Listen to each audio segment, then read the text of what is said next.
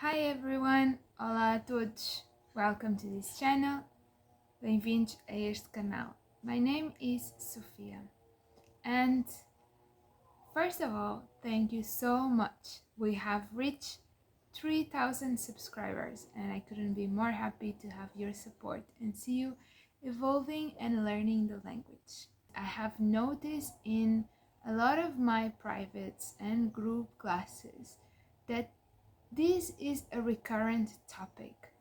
A lot of you have understood already that the main difference between ser and estar is mainly associated with permanent and temporary states. But when it comes to talk about past, it gets so confusing for many students. And today I want to speak about this. So let's get started.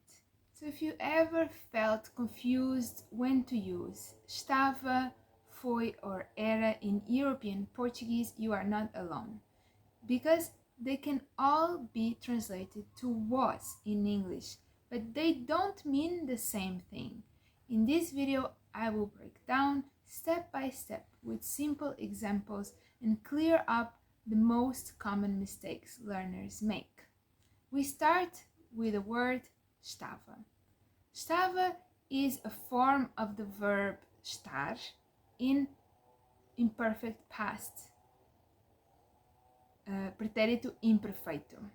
So, estava is used to describe temporary states. As we know, this is a very common signature of the verb estar.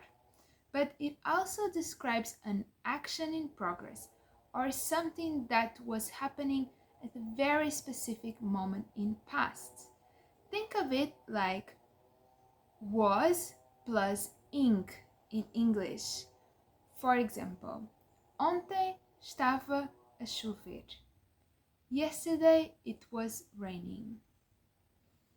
Eu estava cansada depois do trabalho. I was tired after work. The second is foi. Here, when it gets tricky, foi can come from two different verbs, from ser and from ir. So, foi can be a conjugation of to be or to go. From to be, it's used for completed events or facts, specific moments in the past. Por exemplo, o jantar foi delicioso. The dinner was delicious. A festa foi incrível. The party was amazing. This is a very specific fact about something that happened, an event that happened in past. And when you think about this in relation with the first word that I mentioned, estava, we think about estava as more related to actions in progress. So it is specific with a moment in past, but the first word has more a character of a longer duration, as the second word, foi, marks a specific event or fact. Now we talk about ir, to go. Foi is used to say someone went somewhere. For example, ela foi ao supermercado. She went to the supermarket. Fomos a Lisboa no fim de semana. We went to Lisbon on the weekend. Ask yourself, is this about going somewhere or describing something that happened?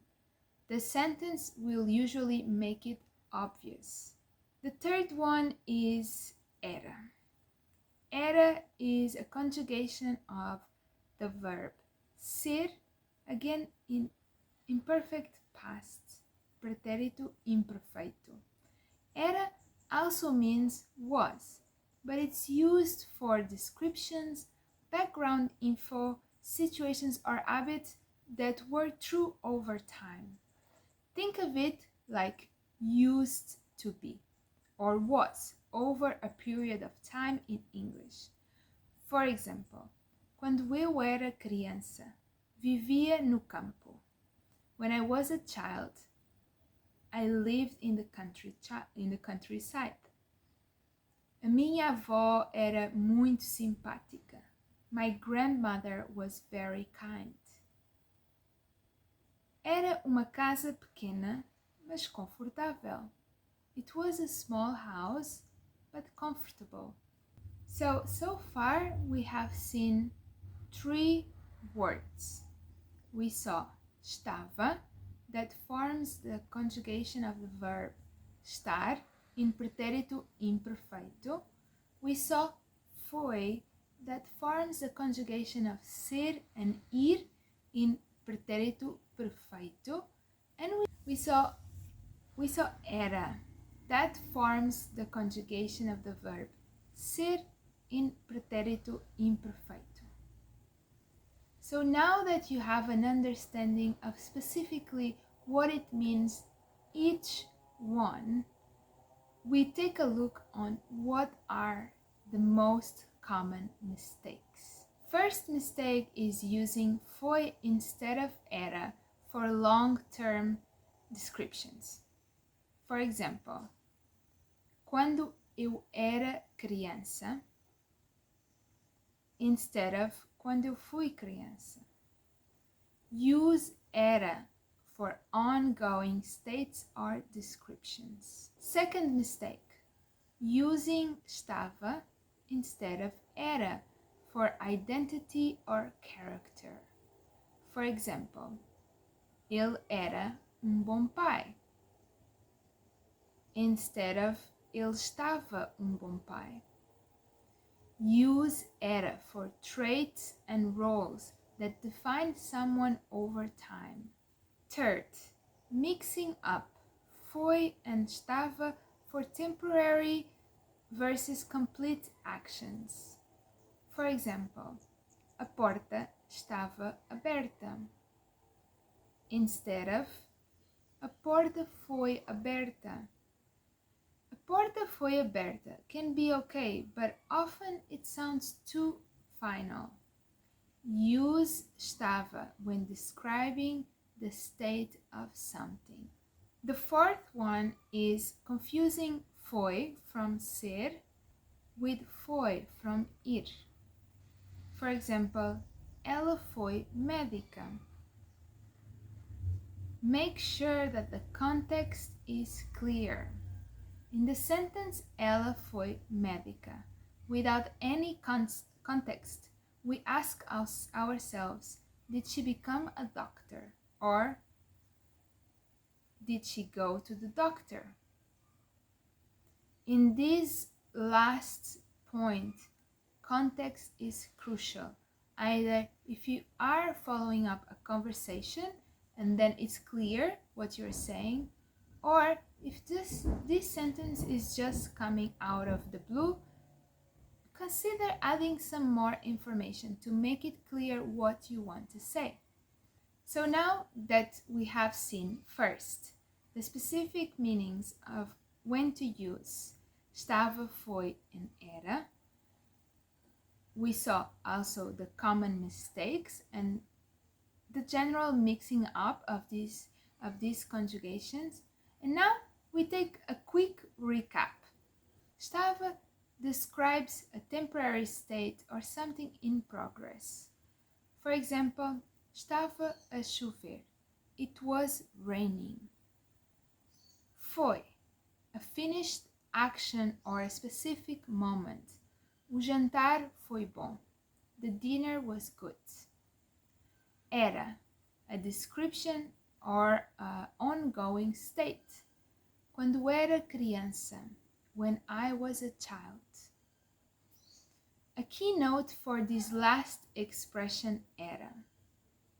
We use it when we are talking about things that happened in past, quando eu era criança.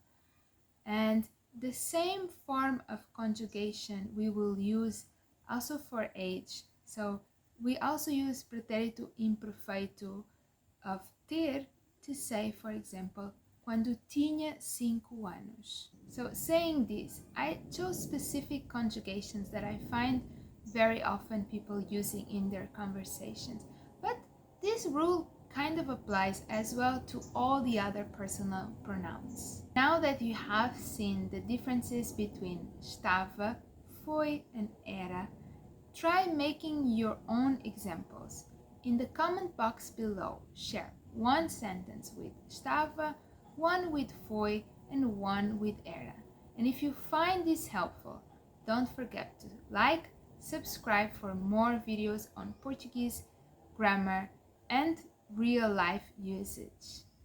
Again, if you have any question or if you would like to see something very specific explained in one of my future videos, leave it in the comment box below. I hope this helps. Até já!